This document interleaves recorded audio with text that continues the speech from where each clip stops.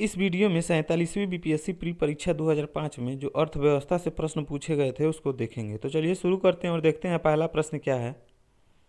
पहला प्रश्न है, निम्नलिखित कथनों पर मनन कीजिए तथा नीचे दिए गए कूटों का प्रयोग कर सही उत्तर चुनिए। कथन दिया है, गत सदी के 80 के दशकांत तक भारतीय उद्योगों ने उपभोक्ता वस्तु उद्योगों से मूलभूत व पूंजीगत वस्तु उद्योगों की ओर संरचनात्मक स्थित्यांतरण की स्पष्ट प्रवृत्ति को परिलक्षित किया। कारण है, इस अवधि के दौरान उपभोक्ता वस्तुओं की मांग में कमी आई। तो इसका ऑप्शन नंबर 3 सही हो जाएगा। ए सही है किंतु आर गलत है। कथन सही है लेकिन कारण गलत है। अगला प्रश्न है,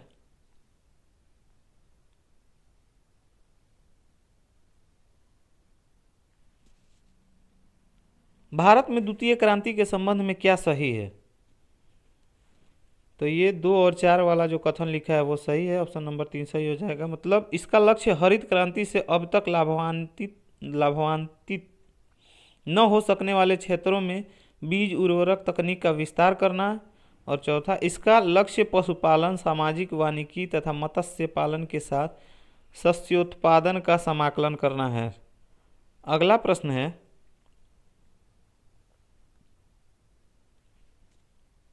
भारत में ऊर्जा उत्पादन एवं उपभोग के संबंध में निम्नलिखित में से कौन सा कथन सही नहीं है। तो ये ऑप्शन नंबर 2 जो है वो सही नहीं है। विश्व में प्रति व्यक्ति ऊर्जा उपभोग भारत में न्यूनतम है। अगला प्रश्न है, भारत की जनसंख्या विशेषताओं के संबंध में निम्नलिखित कथनों पर मनन कीजिए। अब जो कथन दिया है उसको देखेंगे, उसके हिसाब से इसका ऑप्शन नंबर 3 सही है। पहला और चौथा कथन सही है। पहला और चौथा कथन। तो देखते हैं पहला कथन क्या है। 1991 से 2001 दशक में जनसंख्या की वृद्धि लगभग 21% की दर से हुई।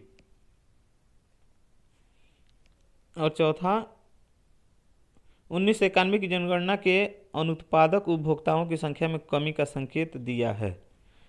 ये सही हो जाएगा। अगला प्रश्न है, भारत के अद्यतन निर्यात आयात व्यापार के संबंध में निम्नलिखित कथनों पर मनन कीजिए। ये भी कथन वाला है। तो ये हो जाएगा, इसके 3 कथन सही हैं, 1, 2 और 3। ऑप्शन नंबर 4 सही हो जाएगा। पहला कथन है, भारत के निर्यात में कपड़ा क्षेत्र का 21% तथा रत्न एवं आभूषण का 17% योगदान है। दूसरा, पश्चिमी यूरोप और उत्तरी अमेरिका संयुक्त रूप से भारत के निर्यात में 53% तथा उसके आयात में 40% हिस्सा रखते हैं।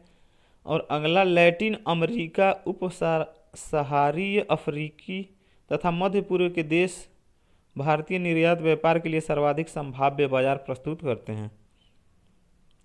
अगला प्रश्न है, भारत में चालू मूल्यों पर प्रति व्यक्ति न्यूनतम आय वाला राज्य कौन सा है। तो वो है बिहार। ऑप्शन नंबर 1 सही हो जाएगा। अगला प्रश्न है, निम्नलिखित प्रत्यक्ष करों में से किस कर से सरकार को अधिकतम राजस्व की प्राप्ति होती है। तो वो कर है निगम कर, कॉर्पोरेट टैक्स। ऑप्शन नंबर 1 सही हो जाएगा। अगला प्रश्न है, निम्नलिखित में से कौन सा एक राजकोषीय नीति का उपकरण नहीं है। तो वो ब्याज दर, इंटरेस्ट रेट, ये राजकोषीय नीति का उपकरण नहीं है। अगला प्रश्न है, जैसे जैसे अर्थव्यवस्था विकसित होती है, राष्ट्रीय आय में तृतीय क्षेत्र, टर्शियरी सेक्टर का अंश क्या होता है, बढ़ता जाता है। ऑप्शन नंबर 3 सही हो जाएगा। अगला प्रश्न है, राष्ट्रीय कृषि और ग्रामीण विकास बैंक नाबार्ड की स्थापना किस पंचवर्षीय योजना की अवधि में की गई थी। तो 6वीं पंचवर्षीय योजना। ऑप्शन नंबर 3 सही हो जाएगा। अगला प्रश्न है, दूसरी पंचवर्षीय योजना की रूपरेखा किसने तैयार की थी। तो वो की थी पीसी महालनोबिस। ऑप्शन नंबर 3 सही हो जाएगा। अगला प्रश्न है,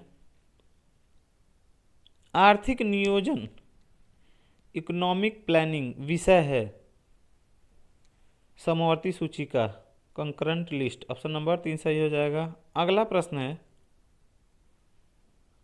निम्नलिखित में से भारत की राष्ट्रीय आय का सबसे मुख्य स्रोत कौन सा है?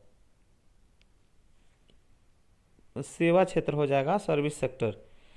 कृषि प्राथमिक क्षेत्र 20.2%, उद्योग द्वितीयक क्षेत्र 25.9% और सेवा ये तृतीयक क्षेत्र है जो 53.9% है। अगला प्रश्न है, भारत में राष्ट्रीय आय समंकों का आकलन किसके द्वारा किया जाता है?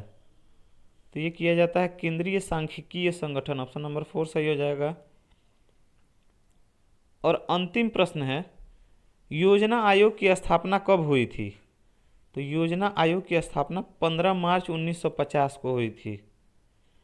इसके साथ ही यह वीडियो समाप्त होता है। धन्यवाद।